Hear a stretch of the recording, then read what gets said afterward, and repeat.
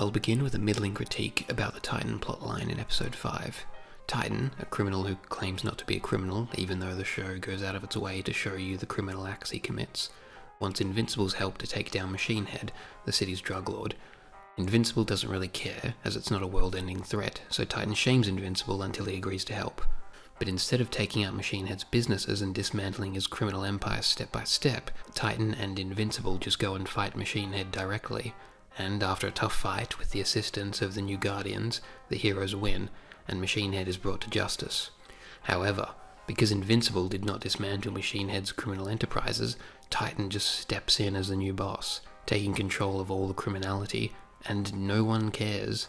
There are no repercussions for Invincible enabling this regime change. This is what I meant about a lack of consequences.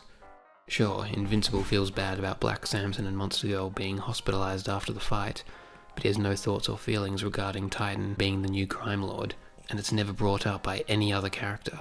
Omni-Man warned Invincible about being used by Titan, but does not admonish Invincible for the outcome of just switching crime bosses and letting criminality continue, and Invincible says nothing about being used or even acknowledges it.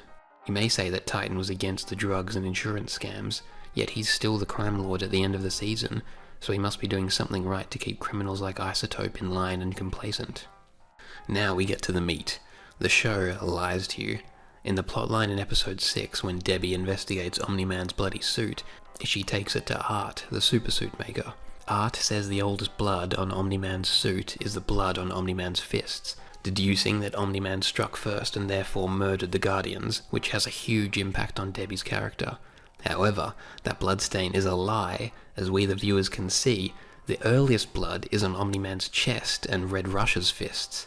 Omni-Man is crushing Red Rush's head, Red Rush gets a bloody nose, but none of the blood gets on Omni-Man's hands. Red Rush is hitting Omni-Man so hard they both start bleeding. This is the oldest blood, and it should be reflected on the suit.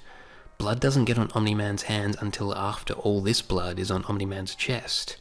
The real blood evidence should play into Omni-Man's potential self-defense claim, as it indicates Red Rush drew first blood. Even though we the viewer know that Omni-Man attacked first with intent of murder, Debbie and Art should not think Omni-Man struck first, as this invention of blood evidence completely contradicts the way the fight went at the ending of episode 1. And you may wonder, how was this scene so badly done? Well, thankfully Amazon tells us, as if you pause during this scene, this trivia pops up, telling you that this scene was invented for the show, and I guess the writers were unaware of the animation in episode 1? Or no one told the episode 1 writers about this later edition. This is by far the biggest problem with the show, as it is a direct lie and contradiction of what you see with your eyes. Now, onto the small critiques.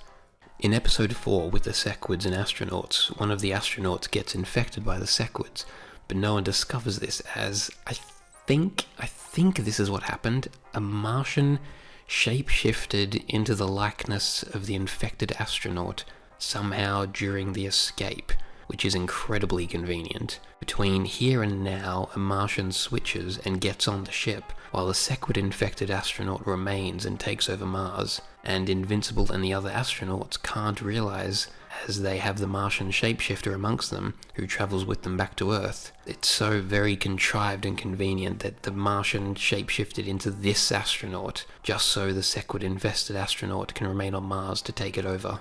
Another small critique is the bullets in episode 1. They just bounce off the Mauler twins, and their kinetic energy is not taken into account.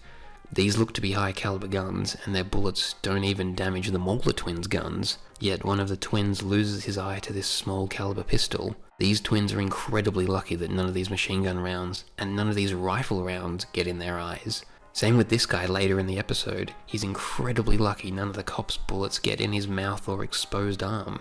The final critique is about Amber's character. Well, Amber really isn't a character. In the show's own words, she's a fourth-wave feminist and social justice warrior, and that's her personality. She's constantly affirmed by Mark and Eve, who just say she's amazing, even though she treats Mark horribly. The basis for their relationship is Amber thinks Mark is attractive, and Mark thinks Amber is amazing. They have no shared interests or hobbies. Mark seems to not really care about her, as he's always late from being heroic, and he doesn't share his secret identity with her, yet he does everything to keep the relationship going. It's so bizarre.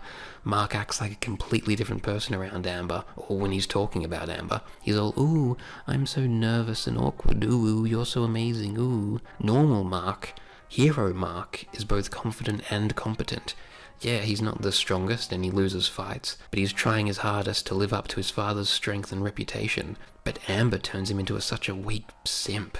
In the scene at the college, Amber already knows Mark is a superhero, yet she lies and accuses Mark of running away when she knows he saved her. This is common behaviour for Amber throughout the show. Mark will be off saving the world, yet he'll be 10 minutes late to meeting Amber, so she'll throw a tantrum or just break up with him. She's such a gigantic twat. And I only found this out a couple of hours ago. This is Amber in the comic. Yeah, she actually treats Mark with respect, and they get along. So not only was Amber race-swapped, but her entire character was rewritten for the show. And just like the blood scene, these changes from the comic just reek of stupidity and incompetence. And that's such a shame, as there are great characters in Invincible. Like Mark, when he's not around or talking about Amber. Cecil's great, Adam Eve, Omni-Man, Robot, Monster Girl, even Rexplode. Yeah, he's an asshole, but he's a well-written asshole. Invincible is a cool show, and it's a shame that Season 1 has these lies, plot holes, and bad writing.